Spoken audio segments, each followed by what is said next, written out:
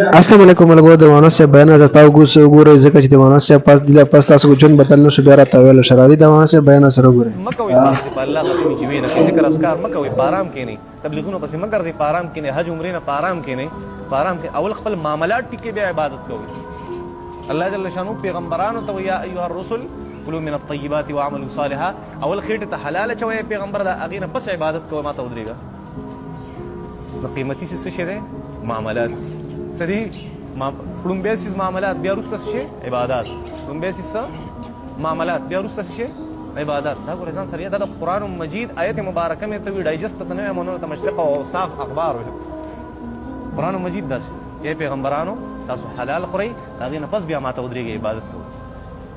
اعمال صالحه الګ قبلي چې کله سړی په خېټه کې حلال پراتی دوکې مال نه بالکل دا بالکل سره سره همیشه ځان د بددیانت نه سره راځي په معاملاتو کې لومبه چې انسان ته نقصان رسي هغه بددیانتی راځي سره راځي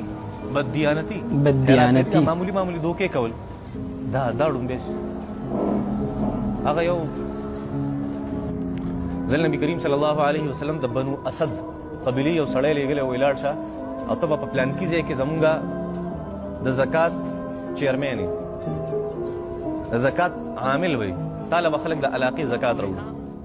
اگر هغه د سیزن نه پس بیت المال کې هغه کم زکات چې وسره وکنه راجم کړه د خلکو نه هغه راوړو نبی علیہ الصلوۃ والسلام نه یا رسول الله دا زکات هغه مال له او دا کم چې ما سره د نور سيزونه د مال خلکو ایز ا گیفت راکړي دای په تحفه کې راکړي نبی علیہ الصلوۃ والسلام مبارک منبر ته وختو او ته وی خپل پلار او د مور په کور کې کینه تعالی دې التسو گیفتونه درکې خپل مور او د پلار په کور کې کینا الته تعالی گیفتونه درکې د زمانه د مدرسو محتممانو ته دا خبره کوي نبی رسول الله چاته کوي د مدرسو چې کم منتظمین او محتممین دی هغه ته دا خبره کوي چې چيله راشي او ګډ راشي په طالبانو پر کور ته مبوزا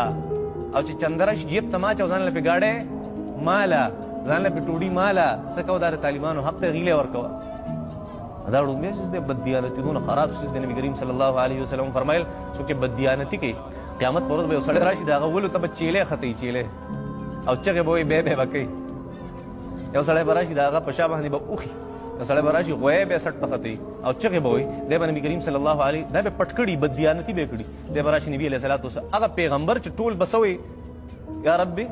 نفسي نفسي او دا بسوي یا ربي امتي امتي او خپل امتي او بسراشي یا رسول الله بوج میں پسٹ باندې یا رسول الله سوکا زماده پار سوکا आवाज ولګو زماده دی امتی د پارم आवाज ولګو نبی علیہ الصلوۃ والسلام وته فرمایستا سره میس کار نشته سبا ته وي تا سره میس کار نشته لقد ابلغتك تا ما خبر را رسولې